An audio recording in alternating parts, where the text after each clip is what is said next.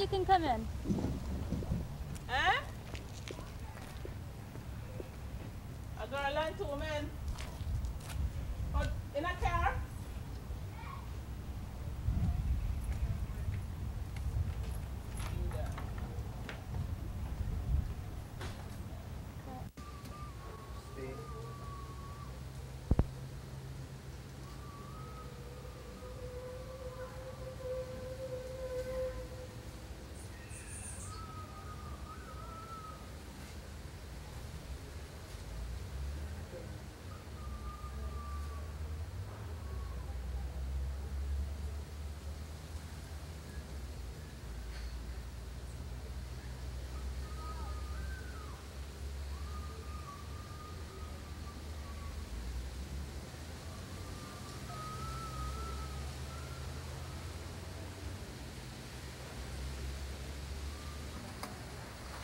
Beef.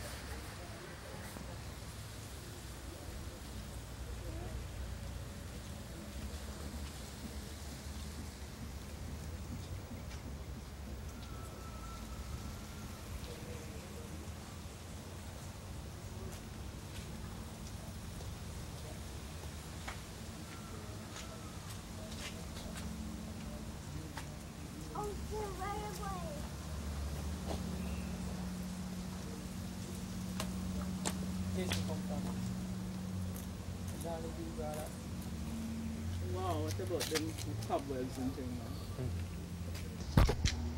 Speed.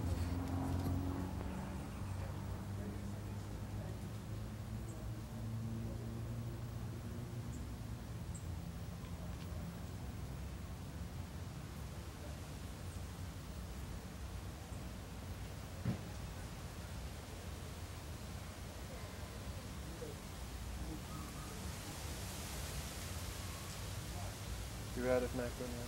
Yeah. Alright, Speed. Don, really, if you could just tell me what you do, and you know that you're an artist, and what you do batik. Yeah, but this is kind of very weird because I don't know if I'm feeling as communicative as all that this evening, really. Wouldn't you like to ask me something? Alright. How do you survive? What is your name and what do you do for a living, please? Mom.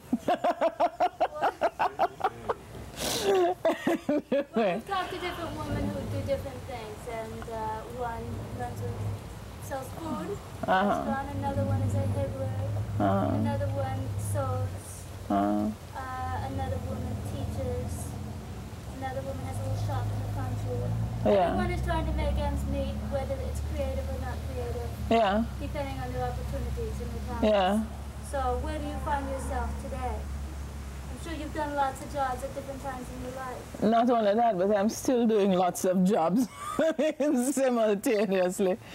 I teach part-time at the art school. I have a workshop at the campus, up at the university campus. I'm trying to teach a young man who has come to me and asked me, you know, to teach him how to do batik. So we're trying to work up between each other a kind of a craft thing where I am teaching him and we are going to work out how whatever earnings go. I work for Sistren as a resource person. The theatre workshop, teaching them design, how to set up their own posters and so on. And I'm an artist on my own, and I do children's illustrations fine. Would you believe that all of this is going on simultaneously right now? Yeah. It's a kind of a, well, I don't know, schedule.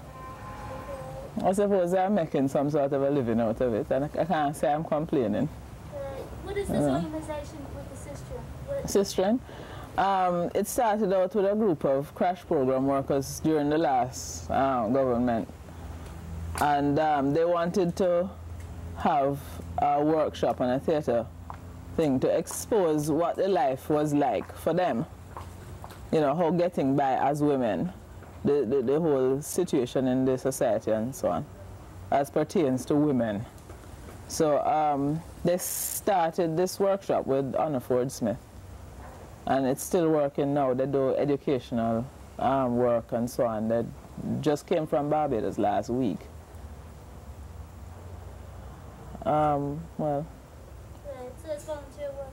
Yeah. Well, no, I'm being paid for it. I'm, you know, partly volunteer because I give them more hours than they pay me for. Yeah. Yeah, but I mean, yeah. Right. Well, really now, this videotape that we're doing is focusing. It's generally about women, especially women in Jamaica, but it's focusing on the Rastafari women. And so you were lost and you still share. Oh yeah, oh yeah. What I'm interested in, you know, your past and your present involvement in Rastafari. Well, I don't know, I find it a little bit hard to define, you know. Let me stress that when I got involved with Rasta, I was not dropping out.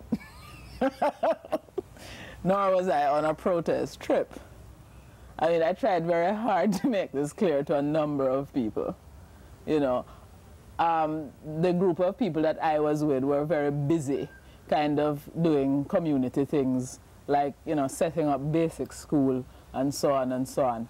You know, sports club for youths and all that kind of thing. And I got into it from the point of view that a lot of the things that they were dealing with and a lot of the issues was young kind of liberation-minded people, you know, black liberation and so on.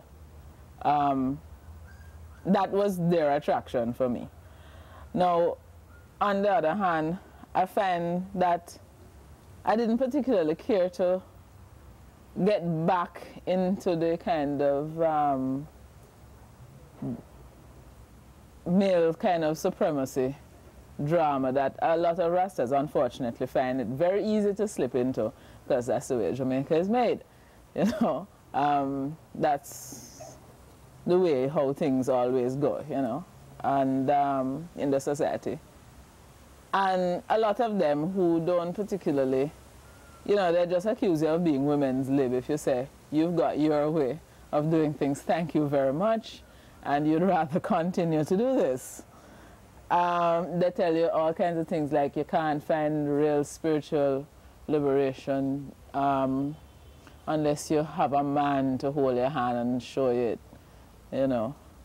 And therefore, if you don't have a brethren, you have no chance out there, or very little. You know, maybe you'll be able to manage the home affairs, but your spiritual life will be poor unto death, you know. But unfortunately, that one was one too many for me.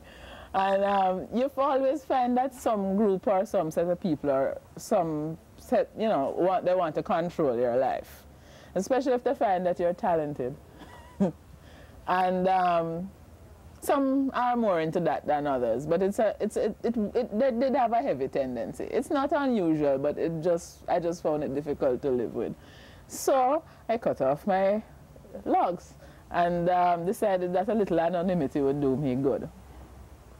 However, a lot of people took this to mean that I was, you know, a great deal had changed in my life, and I was now nice and respectable and middle class once again, back to the fold, and so on.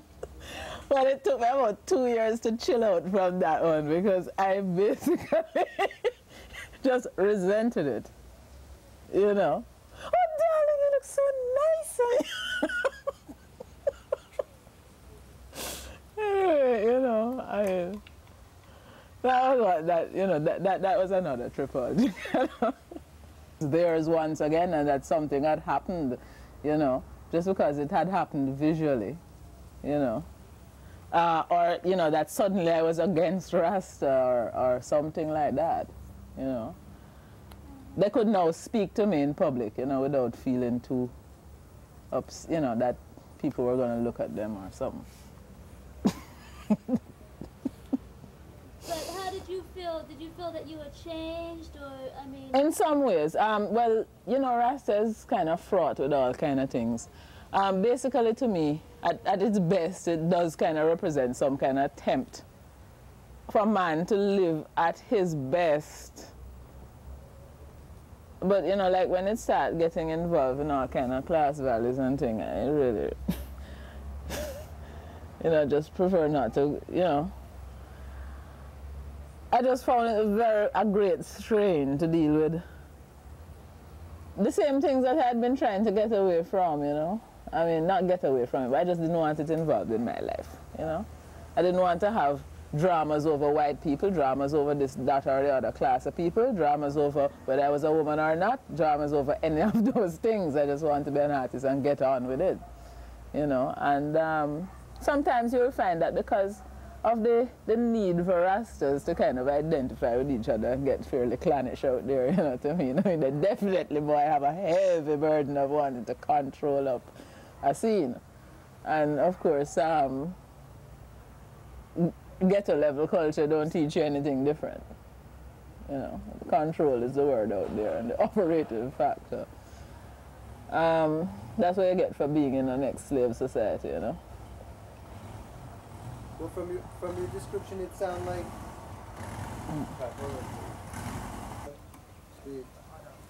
Yeah, from what you were saying, it sounded like it was some social activist tendency that originally attracted you to Rasta, but in the end, it was what you found amongst the society of brethren and sisters that made you kind of cool it off for a while. Oh yeah, sure. Also, I do not have, well, you see, this tendency of man to want to control a woman, you know. By the time you start getting into things like religious practices and so on, it really starts coming out. And if you go and make a mistake and succumb to some gentleman, you know, who is really down on you, you'll find that it starts pervading, you know, your eating and sleeping and so on and so on. Even if you're a bona fide vegetarian, you know, I mean, suddenly you'll find yourself discriminated against at all sorts of levels, including, you know, even just your work. Woman not supposed to do this kind of work because, you know, traditionally they come up and see it being done by men, so therefore, you know, this big threatened scene. And really, I was brought up to be a proper middle-class girl and not to believe any of this, right? I was brought up to feel that, sweetheart, go on out there and anything you see that you can do that you feel like you want to do and it can make you a good living and you can get by doing that, maybe it won't make you a lot of money, but go ahead and kind of deal with it. So I just decided that after a while, you know, raising 2 children on my own and all that, it was just a little bit hard to be getting all of this heavy duty, you know, business all the time. You said food now. You said even if you were heavy duty vegetarian. Oh yeah. I mean, what are you dealing with when you? How did it affect your diet and cooking and whatever? Being a woman. Well, you know, they come and tell you that you can't sleep in the same bed with them when you have a period. You can't cook for them when you have a period. As far as I'm concerned, you know, hygiene is here in the 20th century. You know what I mean? And if you don't like to deal with that, then you should go out and do without women. You know what I mean? Serious thing. However, this isn't everybody. And in fact, this is kind of more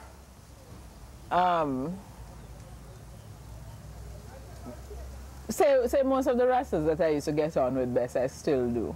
You know, who you know how to kind of deal with these issues, right? And you'll find that although there's a kind of a heavy tendency in the movement, I wouldn't by any means say that everybody share this. It's just that for the individual, you know, you might just run up into a heavy nest of all of this kind of behavior, and certainly you will never get away from it.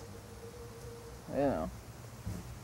Recently, with a lot of brethren and daughters, you have to get the sense that they're really trying to create a new type of family structure in Jamaica, different from the old slave system with the baby mother having to raise her children by herself. And yes, most Rastas, men are more aware of their families in terms of their responsibility, which is one of these things that I wouldn't give Jamaican men no marks for out there. I mean, white people and other foreigners, you know, who have their a kind of a traditional outlook in terms of what you grow up with and see in the society and what is accepted and not. You know, if they even want to go out there and cohabit and have children outside of marriage, you know what I mean, still somehow most men feel like obliged to do something for their children. You know what I mean? At some level. And certainly, I mean to say, you know, you'll always find that the society says this is the thing, but here there is a big gap between middle class, or certainly not as much as it used to be, but certainly when I was coming up as a child, as a youth, this huge gap between the middle class who married, you know, and were heavily Anglophile, and the working class, or, you know, the black people who quite often didn't until they kind of got into the economic stratum where they could and where they had become respectable, you know. And so therefore you find that a lot of men, and especially when they started coming up, and you find that you get 1 or 2 generations of absentee men. You know what I mean? And it just goes on proliferating itself. Until, I mean to say, right now, I mean to say, you find most guys out there, I mean, they have, you know, this baby mother and that baby mother and the other one and the next one, and maybe he might support one. I hear one guy that I knew the other day, he got married and he's now supporting the wife, but he's building a house, you know, but he can't find $150 to pay his previous, you know, our next daughter's school fees, and her brother is up and down, running up and down like a mad thing, trying to raise this money to get his sister into school. So, I mean, I don't know. That's a kind of a weird scene, and it's very prevalent. I mean, that is how it go out there. Women raise their children and men play and make money and spend it on themselves.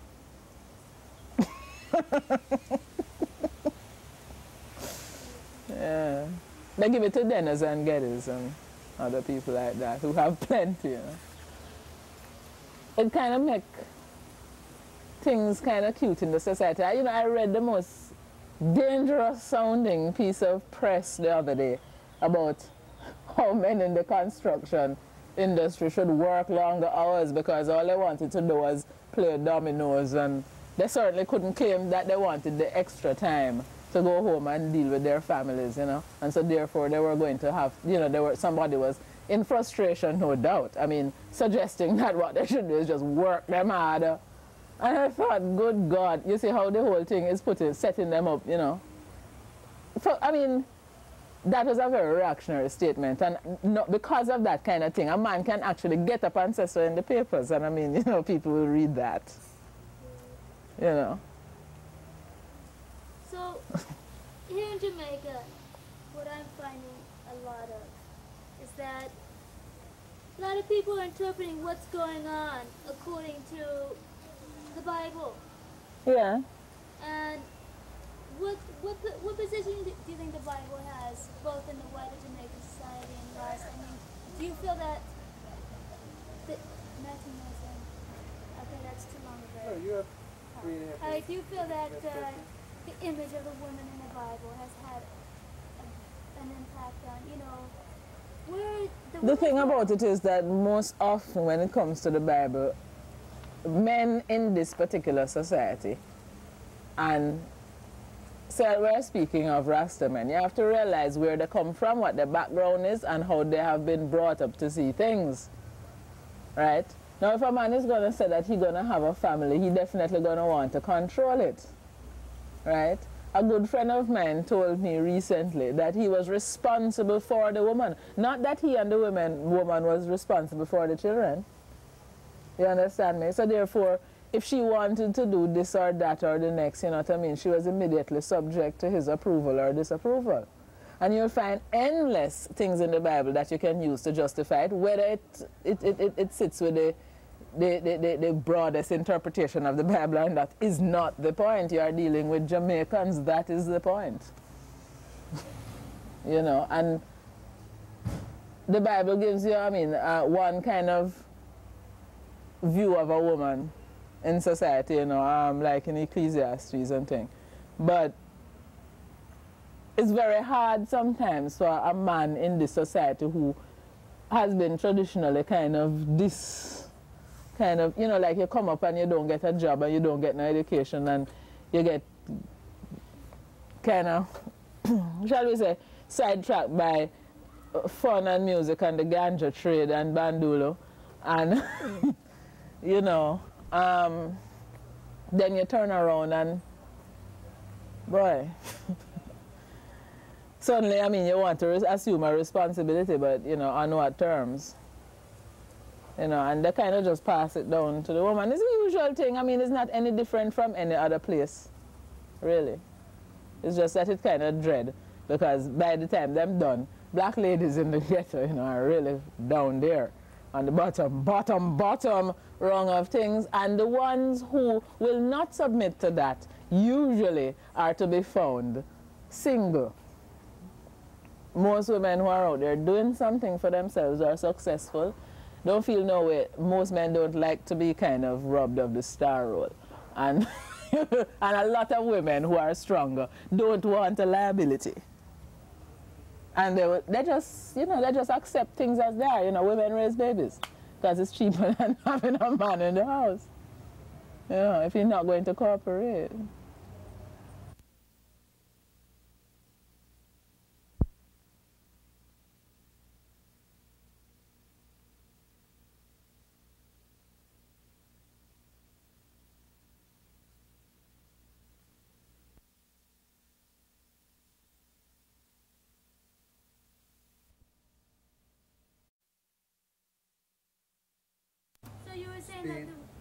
The man doesn't like to be second fiddle. No, because he's having too much of it generally out there. So how do the know?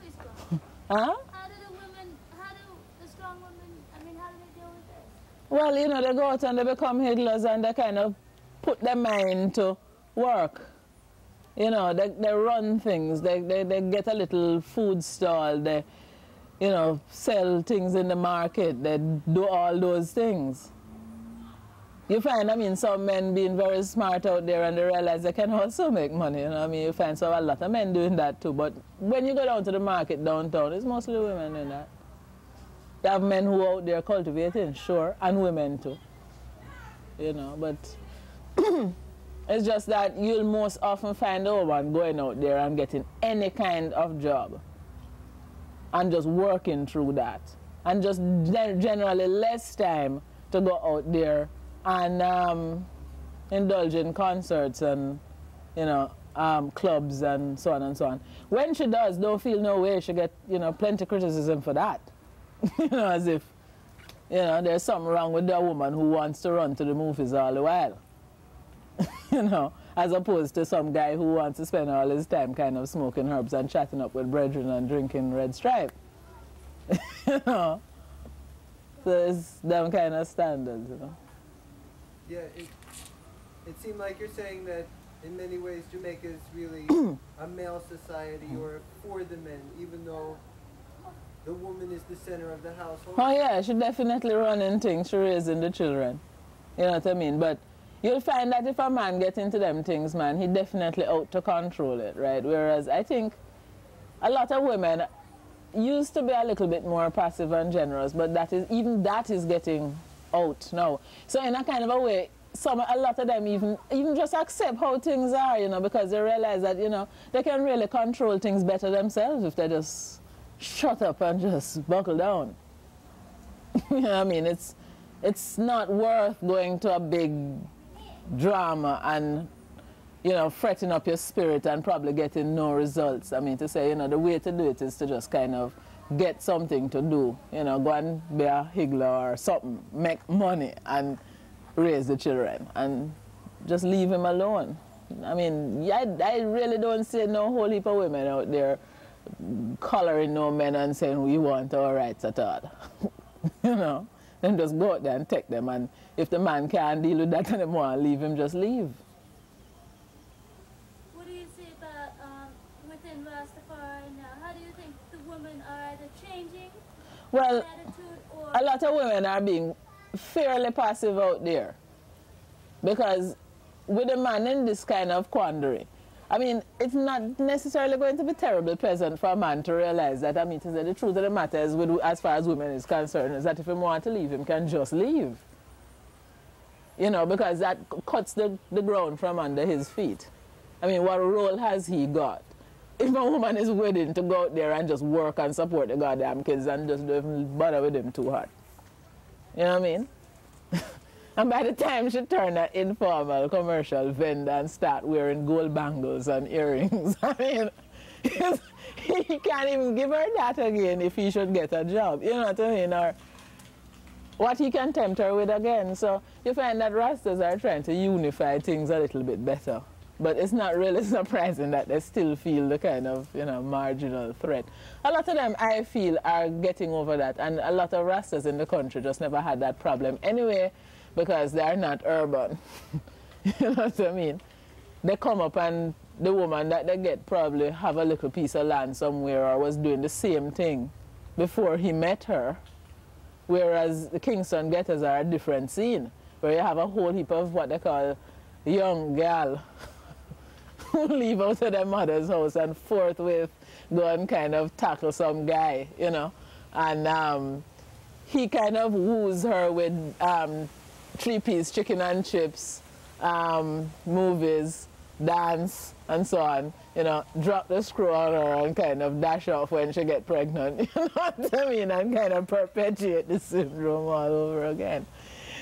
You know? And a lot of these girls, anyway, if they don't get it from that side, they get it forced on them. You know?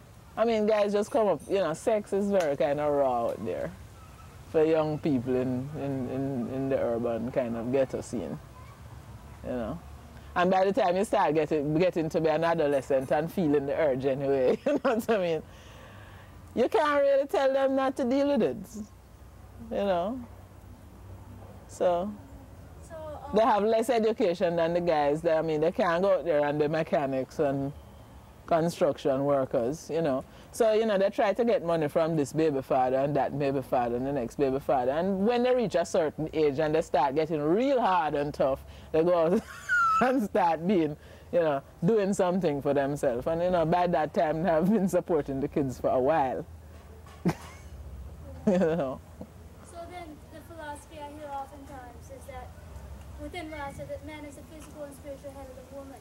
Yeah. You say that there are a lot of daughters who accept that, and what does that mean for those daughters? Well, put it this way, if a man is willing to go out there, do something, whether it's, you know, agricultural or some kind of a work or some kind of art, creative or something like that, and is willing to actually be present, you know, in the family, I mean, put in a certain portion of support and, you know, otherwise act like what she feels is a man. And if a man, the man himself see himself in that role, well, I mean, I think that like a woman like that now definitely feel that she have a definite edge. You see what I mean? So you can't start quarreling about things like covering your head at that point. You know? And some women just, boy, they just definitely feel that they have, I mean, you know, they have something to gain from that, you see? And it might just be true in terms of, you know, how those children grow up and, you know, the role they see themselves playing between the sexes and you know, the family and so on. You know, so in some ways, it's a very positive thing. You know. And most of these women they're not really a threat, you know, it's not the pop culture. You know, if they have a little work, they have a little work. And if not, the man might provide, you know, he might be the breadwinner, you know. And if not, they might have various things sharing, you know. So it's a better life, basically, you know. having a Rasta man who is behaving himself like a man, you know, and supporting the kids and playing with them and teaching them things and, you know, being there, you know, and a lot of Rastas are very conscious of that and, you know, really make the effort. Not that a lot of other men don't do it too, but Rasta men make more effort in terms of when you consider like their origins, you know what I mean, and the environment and the general thing that's going on out there, you know, that they try to kind of correct these things and kind of break away from that, you know. So, how would you describe a Rasta woman different from a non-Rasta woman? A lot of people think that there's big difference.